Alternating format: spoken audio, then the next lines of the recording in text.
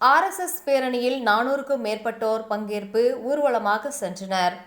தமிழகத்தில் ஆர்எஸ்எஸ் அணிவகுப்பு பேரணி நடைபெற உச்சநீதிமன்றம் அனுமதி வழங்கியதை தொடர்ந்து இன்று கோவை சிவானந்தா காலனியில் ஆர்எஸ்எஸ் பேரணி பலத்த போலீஸ் பாதுகாப்புடன் தொடங்கியது. ஆர்எஸ்எஸ் தினமான விஜயதசமி அன்று நாடு முழுவதும் சீருடை அணிந்த தொண்டர்களின் அணிவகுப்பு ஊர்வலம் மற்றும் பொது நிகழ்ச்சி ஆண்டுதோறும் நடைபெற்று வருகிறது. இந்த ஆண்டு பேரணியானது கோவை சிவானந்தா காலனியில் இருந்து தொடங்கி புதுப்பாலம், தயிர் இட்டேரி சாலை, கண்ணப்பன் நகர், நல்லாம்பாளையத்தில் உள்ள அமிர்தா வித்யாலயம் பள்ளியில் நிறைவடைந்தது. மேலும் கோவையில் வடவள்ளி மற்றும் சிவானந்தா காலனி ஆகிய 2 இடங்களில் இந்த பேரணி நடைபெற்றது.